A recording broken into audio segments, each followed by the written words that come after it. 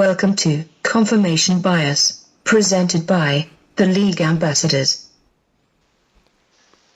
They say defense wins championships. Well, in both the NBA and NHL finals, that well-worn theory will be tested. I'm Ambassador Kenny Ken, and that's my confirmation bias. I'm Ambassador Junior Blue, and after 6 weeks of horrible playoff basketball, these finals better be good, and that's my confirmation bias. I'm Ambassador Dad, and to me, Wanda Durant looks like she makes bunk potato salad, and that's my confirmation bias. I don't have a dog in a fight, but the team with the most dog will win the NBA finals, and that's my confirmation bias. And I'm Ambassador Chef Curry, and as a fellow man named Kevin, I can also attest that not everyone's mother can make good potato salad, and that's my confirmation bias.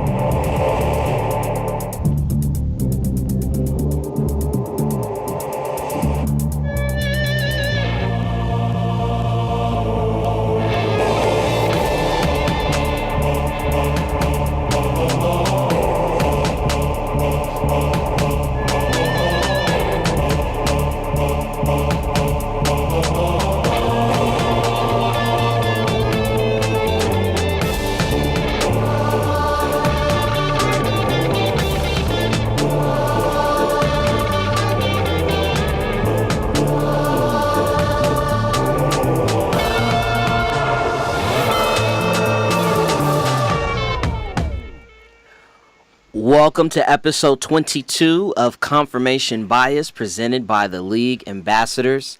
As a reminder, you can follow us everywhere on social media. Our handle is @TheLeagueAM.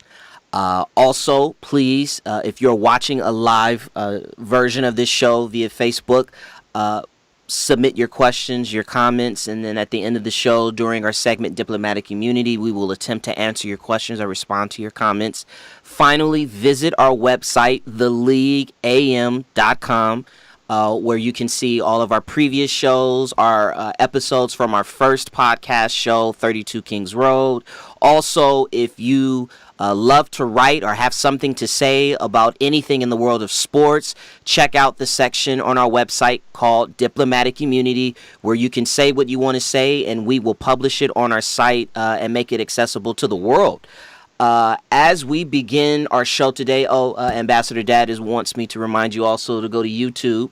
Very important. Go to our YouTube channel, League Ambassadors. We're going to take that pen from him. Let's start today's show. We got a full show. There was a lot that happened this weekend. Hot topic. It's time for the finals in both the National Basketball Association as well as the National Hockey League. We will start first with the NHL, the Nashville Predators versus the Pittsburgh Penguins. Game 1 was yesterday. Pittsburgh won 5-3, jumped out to a quick 3-0 lead. But what is interesting is that out of the 5 goals that Pittsburgh had, they got those 5 goals on just 12 shots.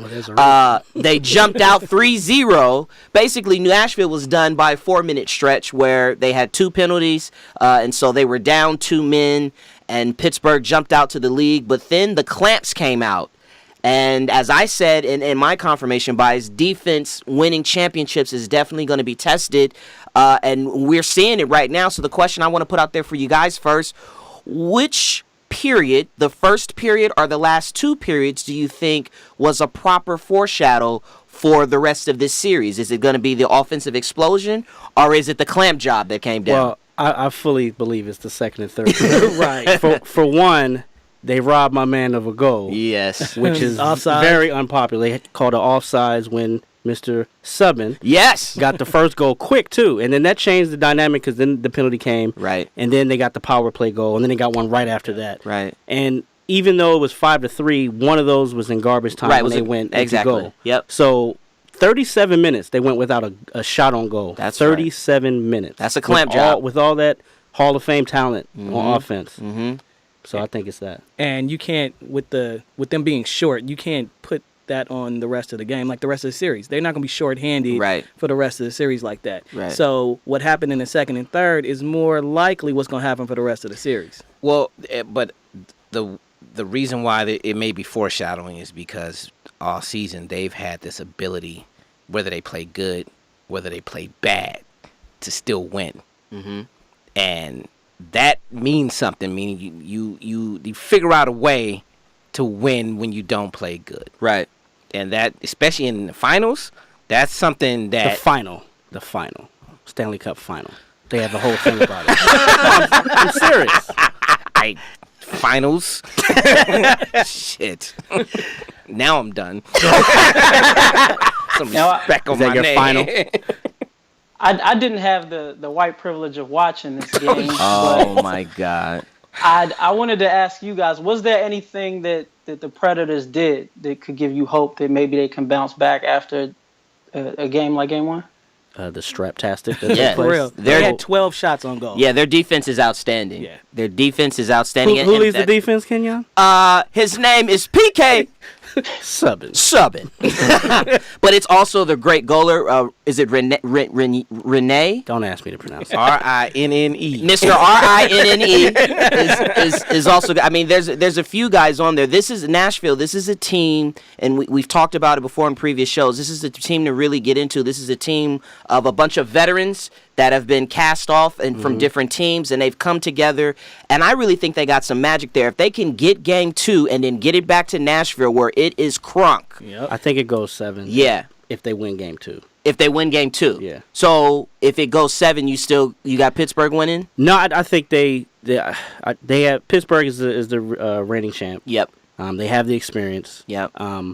Right now they have home They have ice. they have the most talented player. Right. So they have that factor, but the second and third period really is telling. I just think they have to get this game right here, and then that gives them confidence. And they might lose one along the way, but I think it goes 7. And This feels like the Pistons. I was just about to say This that. feels like the Pistons 2004 Pistons. Yep. So, all right. Well, let's segue into the NBA Finals, which begins Thursday. This is round 3 of the Golden State Warriors. The rubber match. Versus the Cleveland Cavaliers. No. Mm-hmm. Yes, this is the third one. You okay, Omar? You with us today? It's all right. And so we'll stay with you, Omar, and tell us the rubber match. What do you see happening? Well, first of all, I want to ask you guys. We'll go around. First question. What's the key matchup that you're watching for in this series? What does Durant do? Does that put him over? Does he put Golden State back over the top? Is this the referendum on Durant personally, or is this just about Durant being able to be the difference for Golden State this year? From your perspective, you think it's both? Okay. There's definitely a referendum. Just mainly on the storyline of this off season and everything, and showing people accusing him of running from a fight. So to put it in simpler terms, but if he brings his A game and they work well together, I don't see how Cleveland wins. What's your key matchup, Dev? How one team's offense matches up against the other team's defense, because they're both going in opposite directions. Mm-hmm. I think you got Golden State offense working well against that porous defense of Cleveland. Mm-hmm. And if you take a look at the IT list Boston Celtics, when they moved the ball and they were carving them up, imagine if it's a superior offensive team. I think Cleveland has a great offensive team, but Golden State is one of the better defensive teams in the league. Mm-hmm. So they have the better ability to get stops when they need it more so than Cleveland. You sound like you're on the Jeff Van Gundy train. He feels like this series is going to be a walk, and he's got Golden State winning in 5. Are you with him with that? I think unless the bunk potato salad rears its ugly head in the locker room, I think it goes 6 for the Warriors. And the reason why I say that is because it's hinged on how Durant actually shows up. The whole bunk potato salad thing came from an inside joke a few months back of how soft Kevin Durant is. It's actually been about a few years back. Well, no, the bunk potato salad happened in the Western Conference Finals last year. It wasn't that long ago when we bought a potato salad. Yeah, because Kevin, he has to be reminded that to have fun. He had that message on his shoes. Kobe doesn't need that. Let's keep it real, and we're not taking shots at anyone's mom, but Yeah. sometimes when you look at Miss Wanda, she looks like the auntie at the cookout Who has that horrible? who has the horrible potato salad. Just so you are in on the joke with us. That's what she looks like. And whenever Kevin has a bad game and a big moment, we just chalk it up to he had some bad potato Nobody salad. has the heart to tell her that her potato salad is bad. She's so proud. She proud, and everybody want to be friends with Kev. And everybody want to be friends with Kev. And you know she come up there talking about, I brought my my world famous dish. Les, what's your key matchup in this finals? I actually have two Golden State players, Okay. Steph Curry and Durant. All right. Because Steph Curry, his 2 MVP seasons, the finals, he's subpar. Okay. Durant, last year, when it came down to Game 6 and 7, Game 6, last year in the Western Conference Finals, like you guys were talking about, he was 10 for 31. Okay. And that was a chance to close Golden State out. Yeah. So, on this stage, matched up against Kyrie, matched up against LeBron, what are they going to do? Because if they play to how they've played in these playoffs, it's over in 5. Kevin. I can't disagree with the points you guys brought up, but I think the key matchup will be Mike Brown. Will can he not lose games for Golden State? And let's keep in mind the Cavaliers are still paying him. They are. Are the Lakers still paying him? That's a huge. The Lakers are still paying him. yeah. I think that's Why a y'all huge bringing up conflict. old shit? I'm just. Keep going, Kevin. Don't cut your I brother think off, that's Devin. No, That's Lakers not that's a paying him no huge- more. Huh? He That's the done. huge conflict of interest. And but another thing that I think will have a difference in this matchup is JaVale McGee. Can he neutralize Tristan Thompson and Kevin Said Love? that look. shit with a straight Hey, face. Look, one of the Cavs players came out today, of course, anonymously, said that JaVale McGee is not smart enough to play in the finals. Wow. It's interesting. Hey, if he plays anything like he played in those 6 minutes against the Trailblazers early in the series, Well, here's might be a sweep. the thing that's interesting, though, Kevin, and I don't know if you've noticed this, is they don't trust JaVale McGee. Oh, no. He Would you? whether he plays how can you? well the thing is They this shouldn't. though, whether he plays good or bad, like you talked about the 6-minute stretch against Portland, he only played 15 minutes that game. He does not go over 15 minutes, whether it's right or wrong. And I agree with you that rebounding, which is how they lost last year, I think rebounding is going to be key in this series. Kevin Durant, obviously, he's got to prove it. And I think we're all on the same page with that. So I'm not willing to bank on that. What I am willing to bank on is I know LeBron James is going to be there. Right. And they have a decided advantage on the interior. So if they're able to press that advantage, I think it's going to be an interesting series. The only difference is that this year when Clay's not hitting, it's not Mr. What's goddamn dude from Harrison Barnes? Harrison Barnes in the corner. Now it's Durant. That's Well, the see, and so the one thing that I would say to that is this Golden State team has not been tested at all this year. And in the games where they have been challenged, they revert back to hero ball between Steph and Kevin. That ball movement you're talking about, I think that's the key. Can they, in a competitive environment, stay with the ball movement, stick to the script, run the plan? Because if they go to that hero ball, that's an advantage for Cleveland. So basically, it sounds like it's up to them. Right. Right. Absolutely. So they should win. They should win. They should Yes. win. I think they I should think win. we're all in agreement on Let's that. just hope they save this postseason. Yeah, they better save it. Captain, say the hoes. Save them hoes. All right, so let's get into some black versus blue. With the French Open starting late last week, on the women's side, we had Serena. She's out due to pregnancy.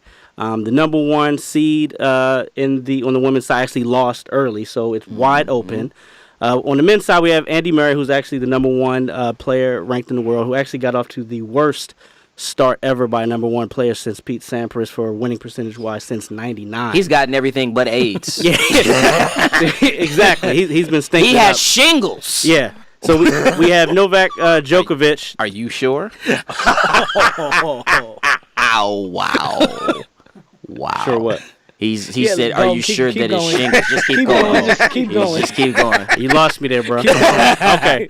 All right, so you got Djokovic, who's number 2. And then you also have Nadal lurking with 9 French Open titles, That's which right. is by far the most. Yeah. So will Murray come through, or will we have a third Nadal-Joker final? Based on those 2 questions, is this going to be a hit or flop? I think the French Open is perpetually a flop unless someone French wins it. And I don't think you have any of those candidates. Ding, ding, ding. Took the words right out of my mouth. Well said. Just based off of the French not winning? It's just, if a French person is not a contender and they don't, I mean, Nadal, I think, is certainly a viable candidate. Another player to watch out for is Mr. Dominique Thiem. Thiem. And he actually won the Rome Open, which is the tournament that leads into the French Open. He beat Djokovic. Djokovic is interesting because of the Andre Agassi element. Andre Agassi is now his coach, guru, Yeah. Some mentor sort of thing. Yeah. So unless someone French wins it, I see it as a flop. Kev. Hey, well, speaking of French players winning, I don't know if you guys saw the news, but young kid Maxime Hameau got banned from trying to kiss on a reporter. Yes. Yeah. He did more than try and kiss her. He wouldn't let her go. So based off that's a hit then. I don't know. He He's got winning the banned, Mamba. so that sounded like a flop to me. Yeah. She said if we weren't on air, I would have punched him. So moving on to another sport. This past Saturday, something we were all waiting for, Mr. Errol Spence Jr. season. had a very impressive win over former IBF champion Kell Brook. Great fight. To take the IBF welterweight strap. Now, will he get a chance to clean out this vaunted division, the welterweight division in boxing? Will people actually step up to fight him after that? Well, if you talk to the man in charge, he will. Is that God? Look at God. Won't he?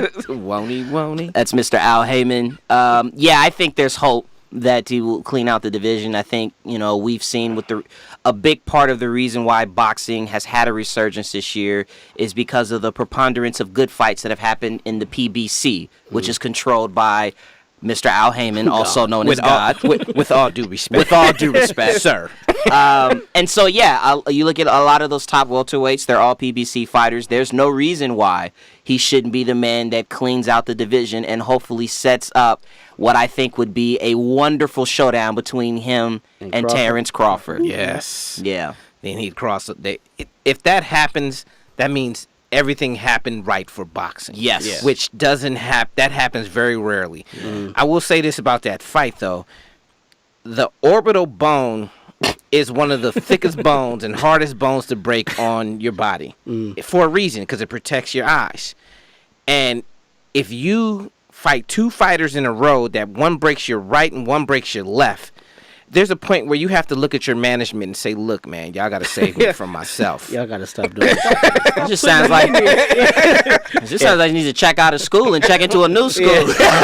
He getting bullied. Yeah. So, also over this weekend, and I swear it's tough when you give sports a long 3-day weekend because so many things can happen. So there's 3 stories that came out that I want to touch on briefly, and then I'll throw it to you guys. So Tiger Woods gets arrested for DUI. Brandon Jacobs, yes, that Brandon Jacobs, vows to expose Jim Harbaugh and get him fired. Like Whatever. And then Japanese driver Takuma Sato wins the Indianapolis 500. Yeah. But it was overshadowed by a reporter from the Denver Post, Who have since been fired. Terry Free, for saying this racist tweet, and I'll just quickly say it. Nothing specifically personal, but I am very uncomfortable with a Japanese driver winning the Indy 500 during Memorial Day weekend. Newsworthy or nothing to see So here? what are we starting with? Let's start with Brandon Jacobs, because we can quickly move on from that. Yeah, nothing to see. Nothing to see. Nothing at to see all. here. Brandon 5 Jacobs, years ago. go away. Yeah. Go away, bum. Okay. Tiger Woods arrested for DUI. It's nothing to see here, man. He's been it's popping new- pills for a long time, bro. It's newsworthy because of who he is, but he's fine. He's almost at the end of his career. He don't need anything else. He'd be all right. Well, I don't know if he's fine, but He might not be fine. He needs to come home first. He did make $45 million last year. Doing nothing. I tell you what, though, they told him what his race was at the police station. they sure did. They sure did. And And last, we'll go to the Indy 500. Kev, what's your thoughts on that? Is that newsworthy? Well, I would say yes, because it just shows what we've always thought about NASCAR. I mean, look at the show we did last week. It's just it's flat out racist. Hold up, Kev. Hold up. Sorry, but this is IndyCar. It's a whole different series. NASCAR, IndyCar, white dudes racing. But the Japanese won the race. Japanese won the race. Memorial Day weekend. The tweet was racist. I think, I've mentioned it how many times since we elected a new president. There is a new status quo in America where people feel like it's okay for them to say what their inner demons are saying. And, most of these people are not him, and they end up getting fired because they didn't get elected. Like, this dude got fired. He no longer works there. He deleted the tweet, tried to walk it back, but, I mean, how can you politically correct say some racist shit? Like, that's basically what he tried to do. Yeah. I mean, It is what it is. It is what it is. it is what it is. It's another Tuesday. You're right. Yep. Aw, shit. Yeah. All right, guys. Kevin. We're gonna get into our what? Shut up. For real. Hey, honestly, you kind of ruined my weekend this weekend, Kev. Say it with your chest, Kev. Don't let them haters get you. This is our final May debate. Probably the last time they're ever gonna let me host the "Is You With It or Not" segment. So I'm gonna go hard with this one. We are gonna discuss powerhouses in the NBA, and it's applicable because as we approach the NBA Finals with two modern-day powerhouses, if you want to give them that, we're going to discuss the two ultimate NBA powerhouses in the Los Angeles Lakers and the Boston Celtics, who have played each other 359 times. They've combined for a total of 33 out of 70 NBA championships. They've met in the finals 12 times and are heralded as the best NBA rivalry ever. So the question tonight is, which NBA franchise is the best NBA franchise? Los Angeles Lakers or the Boston Celtics, who I'm sure will get no love tonight. And our debaters are going to be the great Red O and Junior Blue. And Ambassador Dev the Dad will judge it. Omar. Remember where you live. 3,000 miles away from all of you guys. Omar, it's on you, brother. Call it in the air. Tails. Never fails. Omar. It's tails? It is tails. I'm taking Boston. Oh, Lest you go first. Hey, they playing this shit. They about to Watch do the some clock, shit man. Maybe y'all should have. Hold on, let me get the clock. Nah. 1 second. You go, Omar. Bring it home, baby. See, that's some punk shit right there. All right, when you're ready, I Les. took this seriously. All right. The Los Angeles Lakers are the greatest franchise in the history of the NBA. Yes, they are. They have 16 NBA championships. They have been to the NBA Finals 31 times in 68 years Talk your shit, Les. that they've been part of the NBA. We have been to the Finals 45% of the time in the last 68 years. They only missed the playoffs 9 times, and 4 of them has come in the last 4 years when a reload became a rebuild. They have been to the NBA Finals every decade, and they have won a title every decade except the 60s and the 90s. They have the longest winning streak at 33 in a row in 1972 when they won the title. Now, people want to bring up the Celtics as the greatest because they have 17 titles. Let's break they 17 down real quick. Break it down, Les. Because really, they should get the Biggie Award. And if you watch the show, you know what I'm talking about. They understand. From 1957 to 1969, they won 11 of their 17 championships in the Bill Russell era. You know what? They only had 8 to 12 teams in that time. They had part-time players who needed jobs during the offseason, and some of them needed jobs during the season. So people weren't fielding true NBA teams. So in 1970 starts what we consider the modern era of basketball. So let's look at it from there. In the last 47 years, the Lakers have won 11 championships to Boston's 6. Oh, wow. The Lakers have made to finals 19 times to the Celtics' 9. The Lakers have Double missed it? The Lakers have missed the playoffs 8 times in 47 years. The Celtics, 14 times. How in the world are they better than us when 30% of the time they don't even make the playoffs? So that's why I say my team, the Los Angeles Lakers, is the greatest franchise in NBA history. Might be the greatest franchise. Well fucking said, Les. Golf clap. Golf clap. Y'all some busters. All right. You ready? Yes. Tell me when to go. So this debate is about truth and facts. Things you cannot doubt.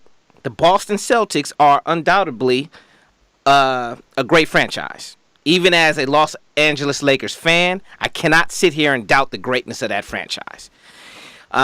Even the actual city of Boston, where the team resides, actually lends to the greatness of the franchise. So what I'm going to do is list the reasons that I think undoubtedly make the city of Boston and its NBA franchise greater than the Los Angeles Lakers. Reason number 1. The city of Boston has more racist City of the North regional titles than any other city north of the Mason-Dixon line. Reason number 2, the city of Boston has more still segregated Northern City awards than any other northern city. Take your time and get that word out. I'm going to say it again. Number 2, the city of Boston has more still segregated. Damn!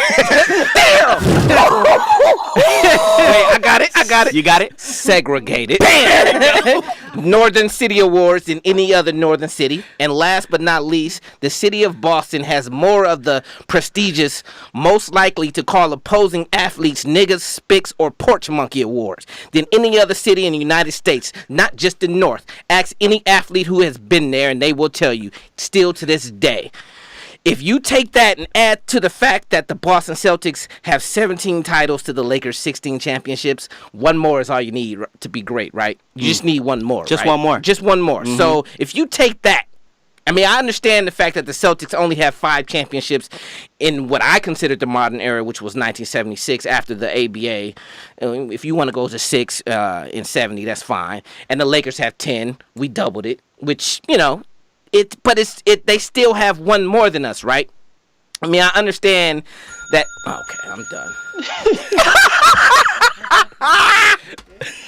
Omar, your hate visceral. Huh? I didn't hear you. I had my earphones on. I say your hate is visceral. Massachusetts, how you doing? See, Kev, we tried to have a real conversation, right? I did. I told you how great the city of Boston was. Oh man. Y'all some busters. We're not gonna talk about how only 11 of y'all championships are actually in Los Angeles.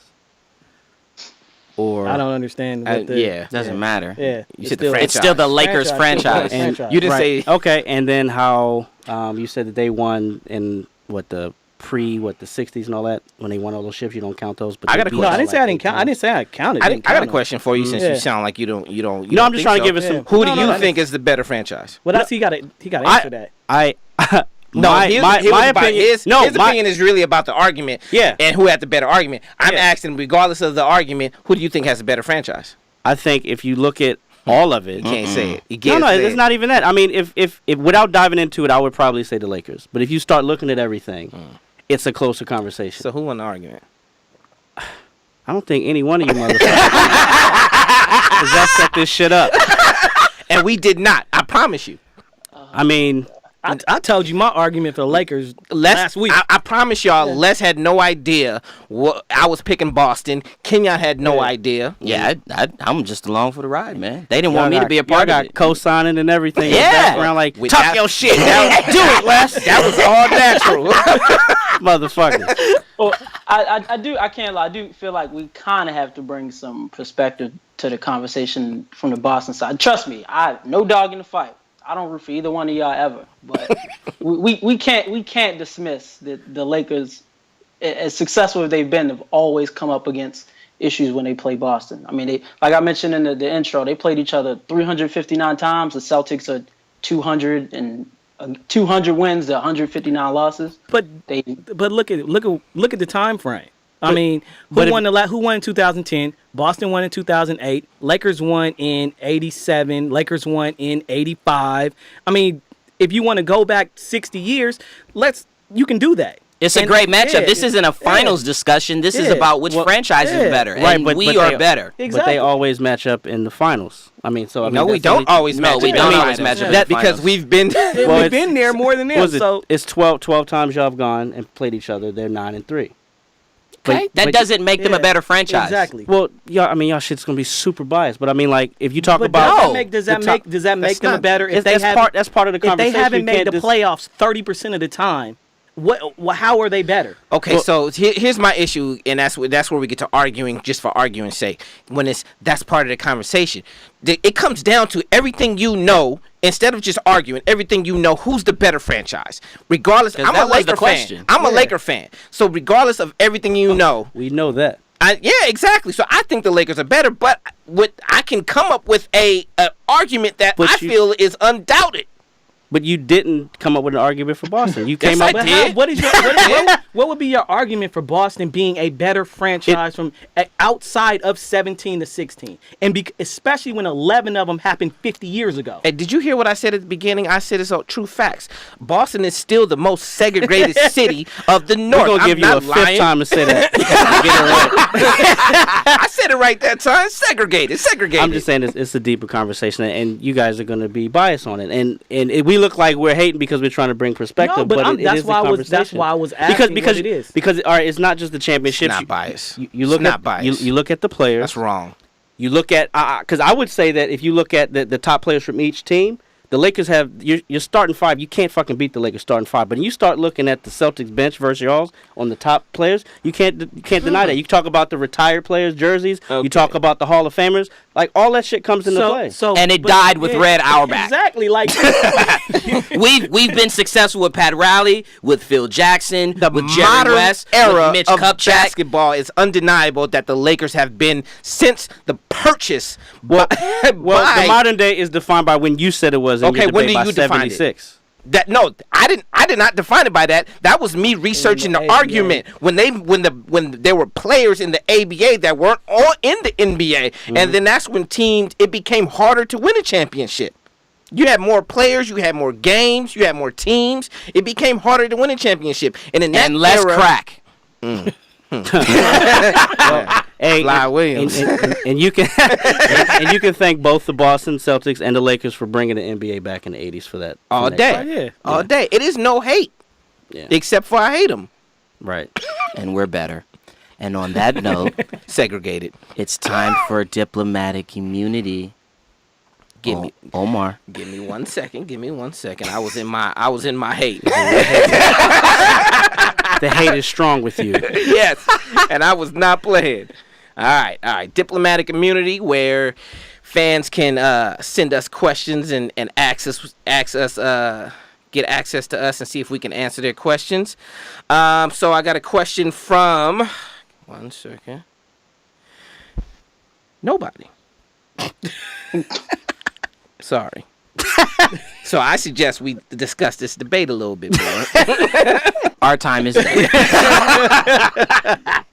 We thank you for visiting Confirmation Bias, presented by the League Ambassadors. Please follow us everywhere on social media. The League AM is our handle. Please visit our website, theleagueam.com, our YouTube channel, League Ambassadors. We've got a lot of content on there. Check us out, follow us, and let us know if your bias has been confirmed. We will see you on, well, let's be honest, we're not going to see anybody on Thursday, but we'll be shooting on Thursday, our NASCAR show, and we'll see you next time.